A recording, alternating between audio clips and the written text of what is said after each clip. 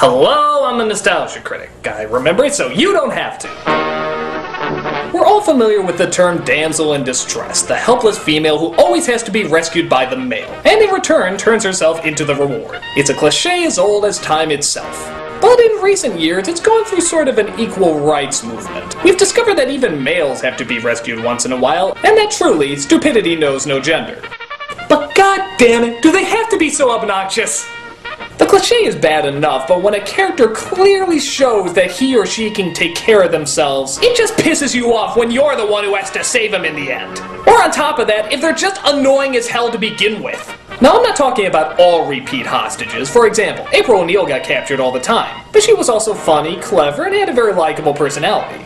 Indiana Jones's father got captured a lot, but again, he was a lot of fun to have an adventure with. These are the people you want to smack in the face every time they get in trouble. They're the obnoxious little pawns whose only purpose is to be rescued, to the point where you just want to say, you know what, let the train hit them.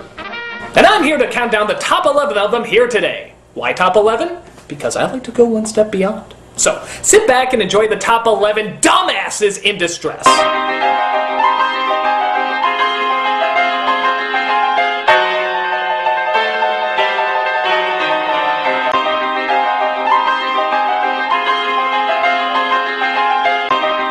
Number 11. Mary Jane Watson. Now I'm going mainly by the movies with this, though I did hear she gets kidnapped a lot in the comics and the cartoon.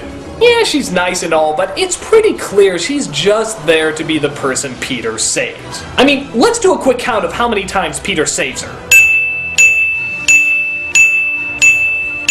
6 times! That's 6 times in 3 movies! Some would say 1 is enough, but 6? Hell, one time was actually in a lunchroom! A fucking lunchroom! Are you kidding me? She can't even eat without somebody having to save her? We honest to God have to protect her from her own food? Put traffic cones around that apple juice, that shit is lethal! How about the fact that the reason Peter stays away from her is because he's afraid that if the enemies find out who he is, they'll kidnap her?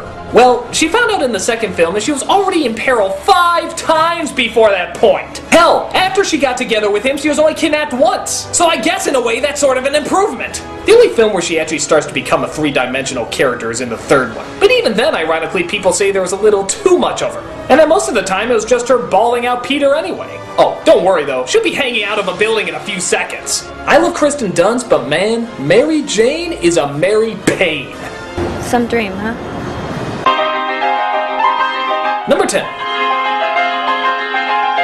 Kaylee from Quest for Camelot. Okay, this chick wants to be a knight at a time when women aren't allowed to be knights. Well, good for her going against the norm and wanting to be strong.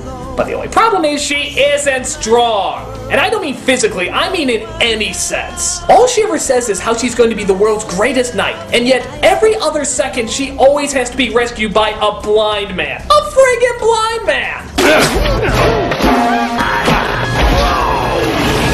Well, maybe you could say she was just starting out, and she only got better as time went on. But no, she gets captured again, and has to be saved this time by a chicken. A friggin' chicken! Lady, at your service. Lady, if you're put in situations where a blind man and a chicken can do better than you, maybe knighthood shouldn't be your first option. Well, I see no reason why I can't come along.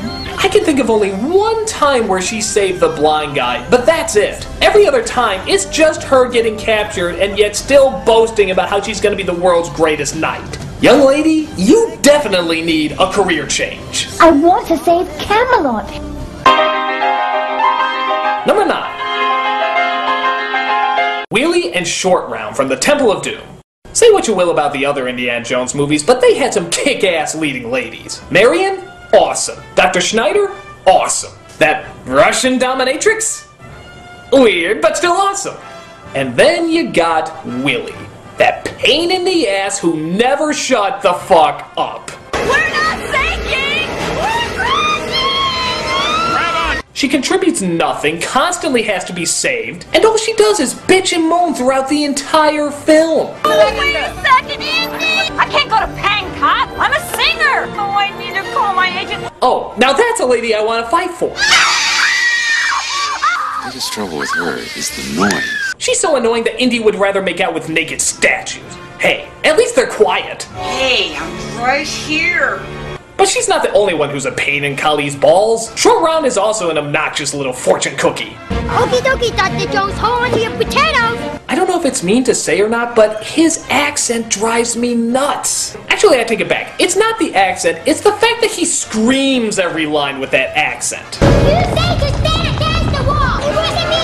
It's you! My God! God, shut up! Come on, let's go, let's go! I could watch that scene where he gets smacked like a bajillion times. Joy! I also love that scene where he breaks through the bridge. Fall! Not very funny. To his credit, he does help Indiana Jones out once in a while, and I guess it is pretty cool that he can drive a friggin' car. But most of the time, he's just being rescued from the bad guys, and screaming all the way. Indy, if you honestly think these two are worth dying for, they ain't. Trust me when I say, your Willie is not worth saving when she acts like, well, your Willie. He no nuts. He's crazy.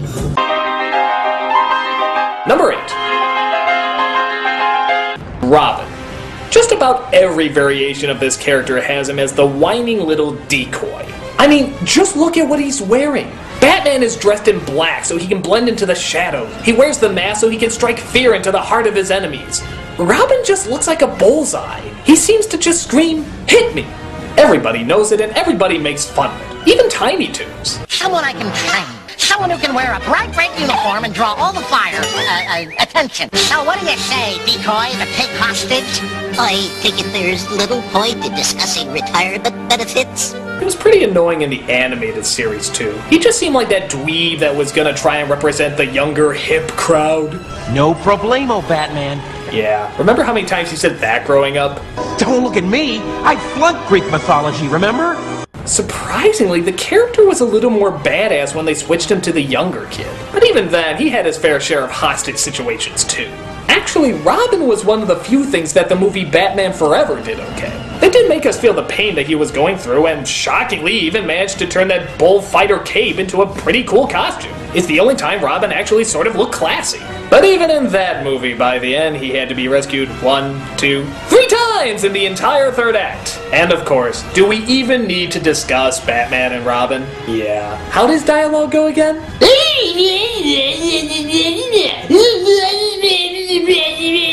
Well, he may be the world's most famous sidekick, but he's also one instance where you just want to say, maybe I should let him drop. Holy migraine! Number 7. Inspector Gadget. Yeah, let's ignore that piece of dick movie and just focus on the cartoon.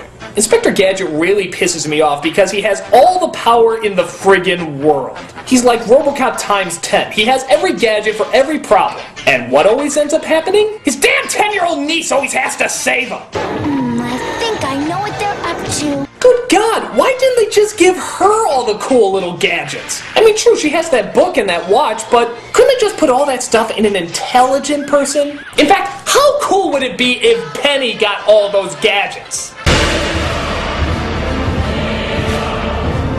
Pretty fucking sweet. As much as Penny always had to rescue her uncle, it was sort of a strange circle of abductions they had going on. When Inspector Gadget gets in trouble, Penny has to save him. When Penny gets in trouble, Brain has to save her. But when Brain gets in trouble, Corporal Cape Man has to save him, but if Corporal Cape Man gets in trouble, well, the fucking world blows up.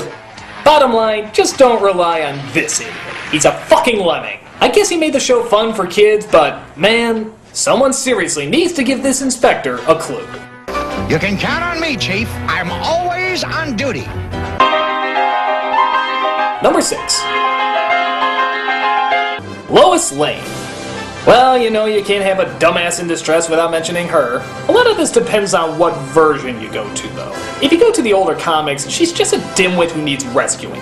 Black and white show, dimwit. Old cartoon, dimwit. By the time the movies hit, though, she was a little bit more developed and grew much more attitude. The same thing can be said for the animated series, where they turned her into a much more cynical and enjoyable character. But you could make the argument that this only made her worse. In the old days, it was just common for women to just be the reward for the man, and therefore be underdeveloped. But with the movie and the cartoon, they developed her as a tough, no-nonsense person. She would do anything to get the story and was determined to put her all into it. So really, her getting kidnapped all the time doesn't